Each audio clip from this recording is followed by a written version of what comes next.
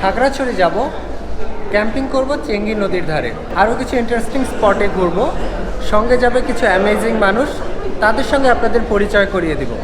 তবে তার আগে hello viewer, welcome to my YouTube channel travel dot. বাংলায় শুনতে এক চাপুন অ্যান্ড ফর ইংলিশ যোগ করছিলাম।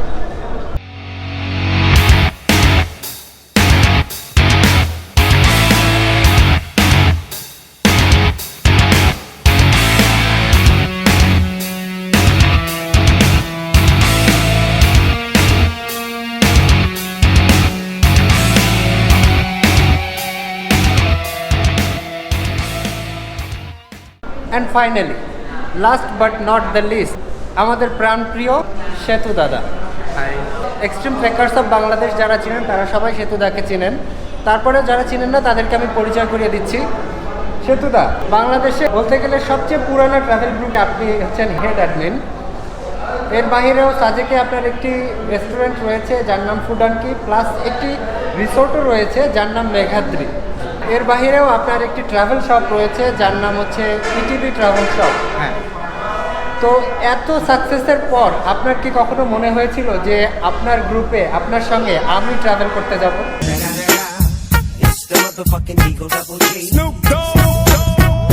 এটা আসলে কোনো সরি ভাই, এটা কোনো সাকসেস জাস্ট ফান করলাম।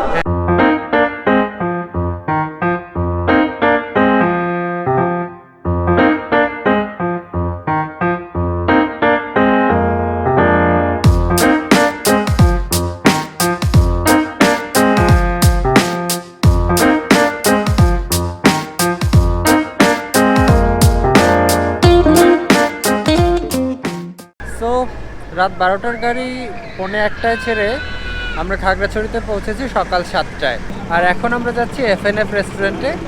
এখান থেকে নাস্তা করে বের হব। এফএনএফ রেস্টুরেন্টে আমি এবার প্রথম আসলাম। এক কথায় অসাধারণ অভিজ্ঞতা। বাইরে থেকে বোঝার উপায় নেই যে ভিতরে ভ্রমণ পিপাসুদের জন্য এত বড় আয়োজন রয়েছে। সব কিছুই সাজানো গোছানো ছিমছাম, আর বসার জন্য রয়েছে বিভিন্ন রকমের ব্যবস্থা। খাওয়া দাওয়ার মান দারুণ, আর দামও হাতের নাগালে। আর সবকিছু ছাপিয়ে এফএনএফ এর স্টাফদের আন্তরিক আতিথেয়তা ছিল মনে রাখার মতো। বাই দ্য ওয়ে, এফএনএফ রেস্টুরেন্টে খেতে হলে কিন্তু আপনাদেরকে আগে থেকে বুকিং করে রাখতে হবে।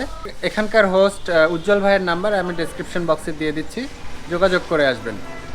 পল্টন জয়পাড়াকে মায়ুম কপাল বা স্বর্গের সিঁড়ির বেস ক্যাম্প বলতে পারেন। আর এখানে পৌঁছাতে হলে খাগড়াছড়ি থেকে পানছড়ি রোডে 3-4 কিলোমিটার পথ পাড়ি দিয়ে আপনাকে যেতে হবে জামতলা।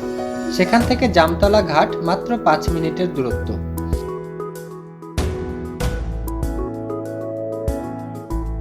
বর্ষাকালে এই নদী পার হতে নৌকার ব্যবহার হয়, তবে নদীতে পানি কম থাকলে এই কাঠের সাঁকোতেই কাজ চলে যায়, আর এজন্য জনপ্রতি আপনাকে গুনতে হবে মাত্র 5 টাকা করে। শীতের চেঙ্গি নদী দেখতে বেশ শান্ত আর নিরীহ মনে হলেও বর্ষায় এর রূপ হয়ে ওঠে ভয়ঙ্কর। ভিউয়ার, ট্রেকিংয়ের শুরুতে পল্টন জয়পাড়া থেকে অবশ্যই পানির বোতল কালেক্ট করে নেবেন, কারণ এরপরে আর ওইভাবে কোনো দোকান পাওয়া যাবে না, বা পাওয়া গেলে ওভার প্রাইসে কিনতে হবে। আর ওখানে একজনকে আমি জিজ্ঞেস করেছিলাম যে কতক্ষণ লাগতে পারে, তো তার ভাষ্যমতে হচ্ছে লোকালরা আধা ঘন্টায় চলে যায়, কিন্তু আমাদের যেহেতু অভ্যেস নেই, আমাদের হয়তো 1 ঘন্টা লাগতে পারে। সো পানি সঙ্গে রাখা কিন্তু জরুরি।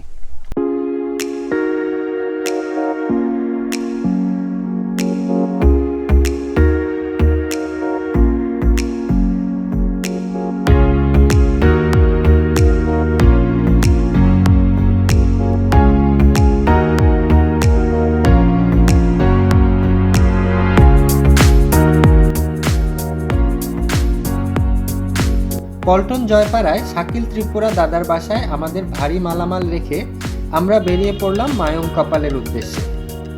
যাওয়ার পথে এমন অনেক আমলকি গাছ চোখে পড়বে, আশেপাশে মালিকের দেখা পেলে অনুমতি নিতে পারেন, তবে যদি নাও নেন কিছু যেয়ে আসে না, কারণ এমনিতেই পাহাড়ে কেউ এগুলো তেমন একটা খায় না। তবে সেক্ষেত্রে আপনার গ্রুপে সাব্বির ভাইয়ের মতো একজন অলরাউন্ডার থাকতে হবে।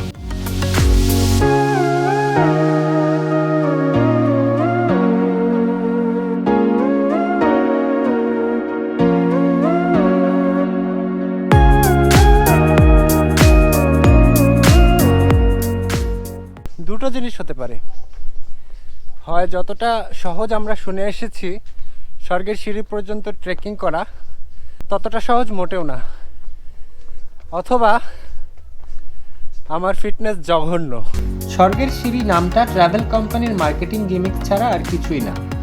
আসলে 2015 সালে পার্বত্য চট্টগ্রাম উন্নয়ন বোর্ড 308 ফুট লম্বা লোহার তৈরি এই সিঁড়িটি নির্মাণ করে, যা সদর উপজেলা ও মাটিরাঙ্গা উপজেলার সীমান্তবর্তী গ্রাম ভাঙামুড়া, বাদলছড়া, মাথন, তৈশাপাড়া, কিনাপাপাড়া, হাজাপাড়া, বগরাপাড়া, কেশব মহাজনপাড়া, সাধুপাড়া এবং কাপতলাপাড়ার মানুষের জীবনযাত্রাকে একটু সহজ করে।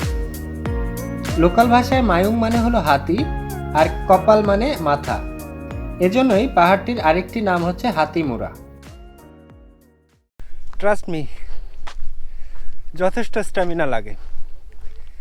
যে যতই বলুক খুব বেশি দূরে না, হালকা ট্রেকিং, তারপরে অনেক এফোর্ট লাগে। এখনও জানি না আরও কত দূর রাস্তা বাকি আছে, দেখা যাক। আমরা এখন আছি হাতিমুরার ঠিক আগের পাড়ায়। পাড়াটার নাম হচ্ছে কাপতলা। এখানে আমরা একটু রেস্ট করছি, করে আবার সামনে দিকে এগিয়ে যাব।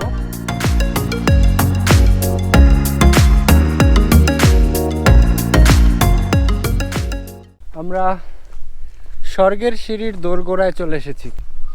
দেখতে পাচ্ছেন, আমি যতদূর শুনেছি এখানে 314টা স্টেপ রয়েছে। গোনার ইচ্ছা নাই আমার।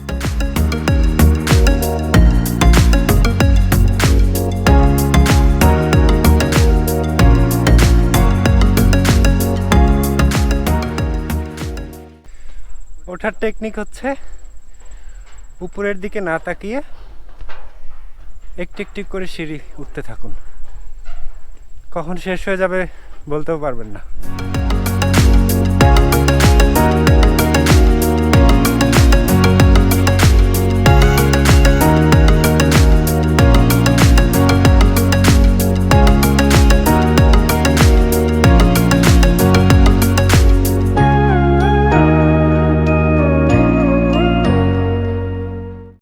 ওকে, আমাদের স্বর্গের সিঁড়ি ঘোরা শেষ। এখন আমরা আবার পল্টন জয়পাড়ার দিকে চলে যাব। ওখানে আমরা ক্যাম্পিং করে থাকবো আজকে চেঙ্গি নদীর ধারে। সো চ্যানেলটি যদি এখনও সাবস্ক্রাইব না করে থাকেন তাহলে অবশ্যই সাবস্ক্রাইব করবেন, আর পাশে থাকা বেল আইকনটি ক্লিক করে নোটিফিকেশন অন করে রাখতে ভুলবেন না। Piece out.